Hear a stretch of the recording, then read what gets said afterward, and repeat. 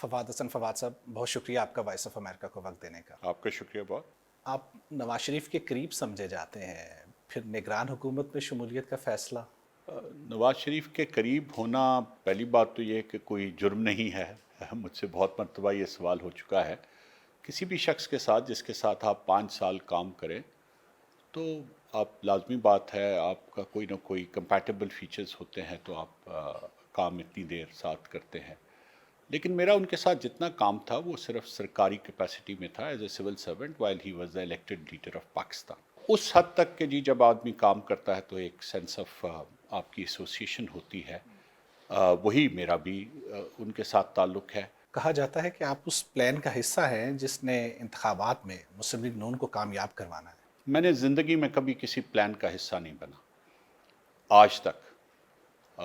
मैंने जितना भी काम किया, और 40 साल हैं, ये अब कोई छोटा अरसा नहीं है। 40 साल में एक सब डिवीज़न से लेके वज़ीर आज़म हाउस तक मैं जितना भी काम करता हूँ वो खुली ज़ुबान और खुले दिल के साथ करता हूँ। जो भी मेरा व्यू होता है वो टेबल पे, इर्रेस्पेक्टिव ऑफ दिस के उस टेबल पे कौन बैठा हुआ है, पूरे यकीन और पूरे ईमान के साथ वो बात सामने करता हूँ और उसका पहरा भी देता हूँ और उसका तमाम तर बोझ भी बर्दाश्त करता हूँ। ऐसे तरीक़ाकार से काम करने वाले लोग प्लानों का हिस्सा नहीं होते। मेरे लिए इस अपॉइंटमेंट की सिर्फ एक अहमियत है कि मैं इन 4-5 महीनों के दौरान जो हमारे पास हैं, कितना बोझ पाकिस्तान की मईशत से कम कर सकता हूँ। इसके अलावा ना मैं किसी प्लान का हिस्सा था, ना हूँ और ना ही कभी बनूँगा। क्या सिक्योरिटी या किसी और बिना पे इंतखाबात ताख़ीर का शिकार हो सकते हैं? जब सुप्रीम कोर्ट में ये केस अब आखिरी मर्तबा गया तो उसके ऊपर जो प्रोसेस हुआ, मैं समझता हूँ वो आइन और कानून के हिसाब से बहुत ही अच्छा प्रोसेस था। सुप्रीम कोर्ट ने ये भी कहा कि इलेक्शन की तारीख को मुतय्यन करना हमारी इख्तियार भी नहीं है और हमारी ज़िम्मेदारी भी नहीं। उन्होंने ये भी कहा कि इस मामले के जो 2 फरीक हैं वो एक चीफ़ इलेक्शन कमिश्नर हैं और दूसरे सदर पाकिस्तान हैं। चीफ़ इलेक्शन कमिश्नर सदर मुमलिकत के साथ बैठे, मुख्तलिफ़ तारीख़ों पर तबादला ख्याल हुआ और उसके बाद दोनों ने मुश्तरका तौर पे 8 फरवरी का इंतखाब किया। 8 फरवरी की तारीख वो लेके वापस chief election commissioner supreme court के उस बेंच के सामने आए जिसकी सरबराही खुद चीफ जस्टिस कर रहे थे, और उस बेंच ने उसके ऊपर मोहर तस्दीक लगा दी। तो मुझे आप ये बताइए, अगर हम आइन और कानून को देखते हुए फ़ैसला करें कि इसके बाद ताख़ीर की गुंजाइश कहाँ से आएगी? मौलाना फजल रहमान तो कह रहे हैं कि इंतखाबात का माहौल नहीं है और वो कैंपेन नहीं कर सकते। देखें, मैं तो मौलाना फजल रहमान का तर्जुमान नहीं हूँ। उसका निगरान हुकूमत से कोई ताल्लुक, वो हमारे बिहाफ पे, निगरान काबीना के बिहाफ पे वो बात नहीं कर रहे, ना निगरान हुकूमत के बिहाफ पे कर रहे हैं। निगरान हुकूमत के बिहाफ पे अगर किसी आदमी को ये बात करने का इख्तियार हासिल है तो वो वफाकी जो हमारे वज़ीर आज़म हैं निगरान अनवार काकड़ साहब, उनको है। और मैं समझता हूँ कि उन्होंने कई मरतबा without any holding back anything, उन्होंने बिल्कुल मुकम्मल यकीन के साथ ये कहा है कि इलेक्शन होंगे और उसी तारीख को होंगे जिसका तयन इलेक्शन कमीशन और सदर मुमलिकत ने किया। इससे कबल पंजाब के इंतखाबात में फ़ौज ने सिक्योरिटी से माजरत कर ली थी। अब भी अगर कोई ऐसा उज़र सामने आ गया। फ़ौज ने अगर उस वक्त माजरत की थी तो उसके पीछे कुछ हकायक थे। अब इस एजम्पशन पे कि ऐसे हालात हों और माजरत कर लेगी फ़ौज, जब वो की जाएगी तो तब उसको देखा जाए ना।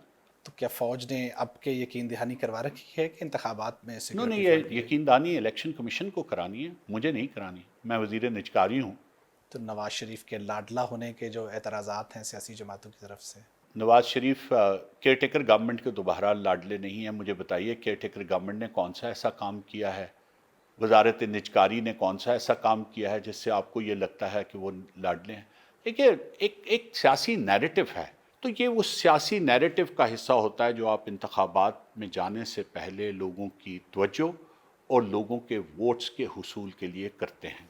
हुकूमत की निजकारी के लिए इदारों की एक तवील फहरिस्त है, तो आपकी ज़्यादा तवज्जो PIA पे क्यों है? तकरीबन 27 इदारे हैं जो प्राइवेटाइजेशन की लिस्ट में हैं। तो आप जब बैठते हैं किसी भी दफ्तर की कोई भी जिम्मेदारी संभालते हैं as in a leadership role, तो आप अपने लिए कुछ टारगेट्स का तयन करते हैं। PIA का खसारा इस वक्त خود ان کے کہنے کے مطابق 13.75 ارب روپے ماہانہ ہے، تو یہ تقریباً 150 ارب روپے سالانہ بنتا ہے۔ اس کے علاوہ اس کا جو قرضوں کا بوجھ ہے وہ تقریباً 435 ارب روپے کے قرضے ہیں، اور اس میں 150 ارب روپیہ وہ ہے جو حکومت نے کیش ڈیولپمنٹ لون کے طور پہ دیا ہوا ہے، باقی سب بینکوں کے قرضے ہیں۔ اس کے علاوہ تقریباً 350 ارب سے لے کے 370 ارب روپے تک کی لائبلٹیز ہیں، پیبلز ہیں، مختلف وینڈرز کے، مختلف ریگولیٹرز کے۔ ایف بی آر بھی اس میں شامل ہے، آیاٹا بھی اس میں شامل ہے، اس میں ہمارے فیول سپلائرز بھی شامل ہیں، لوکل بھی، پی ایس او بھی شامل ہے، انٹرنیشنل فیول سپلائرز بھی شامل ہیں، انٹرنیشنل اتھارٹیز بھی شامل ہیں۔ ہماری سول ایویشن کی بھی ڈیفالٹ ہے ہماری سعودی عربیہ میں، اور دوسرے ایئرپورٹس پہ بھی ہماری ڈیفالٹ ہے جو ہم نے لینڈنگ چارجز اور دوسرے دینے ہوتے ہیں۔ تو جب آپ کسی چیز کو ایسی صورت میں دیکھتے ہیں کہ اس کے قرضوں کا بوجھ بھی ناقابل برداشت ہے، اس کا خسارہ بھی ناقابل برداشت ہے، اس کی سروسز بھی ٹھیک نہیں ہیں، اور ایک ایسی جگہ پہ آ گئے ہیں جہاں پہ آپ یا اس ادارے کو بند کر سکتے ہیں یا آپ اس کو پرائیویٹائز کر سکتے ہیں، تو پرائورٹی خود بخود لگ جاتی ہے۔ اس میں کسی کی خواہش کا دخل نہیں ہے، لازمی بات ہے۔ میرا سب سے بڑا پرائورٹی یہی ہے، جس طرح میں نے کہا، کہ جو ہماری بلیڈنگ ہے، جو ہیمریج ہے اکانومی کی، اس کو روکا جا سکے۔ تو اس میں چونکہ یہ سب سے بڑی سنگل لارجسٹ ہیمریج ہے، تو اس لیے اس کے اوپر پہلے فوکس کیا گیا۔ کہا جاتا ہے کہ پی آئی کی نجکاری اصل معاملہ نہیں بلکہ اس کے اثاثوں کا حصول مقصد ہے۔ اچھا، یہ دیکھیے بڑی کمال کی بات ہے، اور یہی میں کہتا ہوں کہ جی ہم لوگ سلوگنز میں بلیو کرتے ہیں۔ پی آئی اے کی پرائیویٹائزیشن جو میرے وقت میں ہوگی، کیئر ٹیکر گورنمنٹ کے وقت میں ہوگی، وہ صرف کور ایویشن کی ہوگی، جس میں اس کے جہاز، اس کی لیزز، اس کے ایئر سروسز ایگریمنٹس، اس کے لینڈنگ رائٹس، اور ایک بہت سمال سیکشن آف انجینئرنگ، جس میں جو ان کا بڑا ادارہ ہے پریسیشن انجینئرنگ کمپلیکس، وہ شامل نہیں ہے۔ تو جن اثاثوں کو لوگ جو ایکچولی پی آئی اے کے اثاثے ہیں، جس طرح روزویلٹ ہوٹل ہے، جس طرح اسکرب ہوٹل ہے، جس طرح ان کی باقی ریئل اسٹیٹ وغیرہ ہے، وہ پی آئی اے کی اس پرائیویٹائزیشن میں شامل ہی نہیں ہیں، جو ہماری فرسٹ اور ٹاپ موسٹ پرائورٹی ہے۔ تو اس کی تو بنیاد ہی اس ایلیگیشن کی جو ہے وہ ماس سوائے اس کے کہ ہم ہر چیز کو اسکینڈلائز کرنا پسند کرتے ہیں، اس کے علاوہ کچھ نہیں ہے۔ پی آئی اے کی نجکاری کب تک ہو پائے گی اور مزید کون سے ادارے آپ کی ترجیح پر ہیں؟ دیکھیے، ہماری تو پی آئی اے کی حد تک ہماری پوری کوشش ہے کہ اس کام کو جہاں تک لے جائے۔ اب ہم اس وقت اس کے اثاثوں کی لاگت کا تعین فائنینشیل ایڈوائزر کر رہے ہیں، اس کی جو ری اسٹرکچرنگ ہونی ہے اس کا کام کیا جا رہا ہے، کیونکہ پی آئی اے کے کچھ اثاثوں کو کور ایویشن اثاثوں سے ہم نے علیحدہ کر کے ایک اور اسٹرکچر میں لے کے جانا، کیونکہ ہم صرف ایویشن کے کور ایسٹس فرسٹ فیز میں پرائیویٹائز کر رہے ہیں۔ تو پہلے ری اسٹرکچرنگ ہوگی، ایک نئی اسکیم آف ارینجمنٹس فائل ہوگی، اس اسکیم آف ارینجمنٹس کی ایس سی سی پی بھی منظوری دے گا، وفاقی کابینہ بھی منظوری دے گی، اور اس کے بعد اس کو ہم نے ہمارے پاس یہ آپشن، اس کی ریفرنس پرائس کا تعین ہوگا۔ تو جو اثاثے اور جو لائبلٹیز ہم اس ایویشن ایسٹ میں جس کو ہم پرائیویٹائز کرنے جا رہے ہیں اس میں ڈالیں گے، اس کی ایک ریفرنس پرائس جو فائنینشیل ایڈوائزرز مقرر ہوئے ہیں، ارنسٹ اینڈ ینگ، اور ان کے ساتھ ایک پوری ٹیم ہے، ایک پورا کنسورٹیم ہے جس میں یہ ایکسپرٹیز ہے، جس میں ایویشن کی ویلیویشن ایک بہت اسپیشلائزڈ ایریا، اس کے لوگ بھی موجود ہیں، ریئل اسٹیٹ کے لوگ بھی موجود ہیں۔ وہ سب لوگ جب اس کی ویلیویشن کر کے ریفرنس پرائس کا تعین کریں گے، اور اس کی منظوری نہ صرف پرائیویٹائزیشن کمیشن کا بورڈ دے گا بلکہ وفاقی کابینہ بھی دے گی، تو اس سٹیج پہ یہ فیصلہ ہونا ہے کہ کیا اس کے اوپر بڈنگ پروسیس ہونا ہے یا یہ کسی جی ٹو جی ٹرانزیکشن میں ہونا، اور یہ فیصلہ بھی وفاقی کابینہ نے کرنا۔ نگران حکومت پہ کافی اعتراض کیا جا رہا ہے کہ وہ پالیسی لیول کے فیصلے کر رہی ہے، چاہے نجکاری ہو یا افغانوں کی واپسی۔ یہ بتائیے اعتراض کون کر رہا ہے؟ سیاسی سطح پہ بھی کیا جا رہا ہے اور عوامی سطح پہ۔ میں یہ چاہتا تھا کہ آپ جواب دیں۔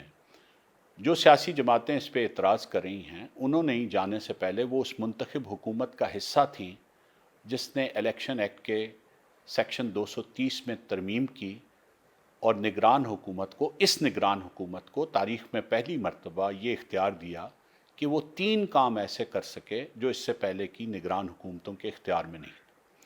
پہلا کام یہ کہ وہ ملٹی لیٹرل اور بائی لیٹرل نیگوسیشنز کر سکے، اور اگر کوئی ایسے معاہدے ہیں جن کو کرنا ہے، ضرورت ہے اس کی ملک کے لیے، تو وہ کر سکے۔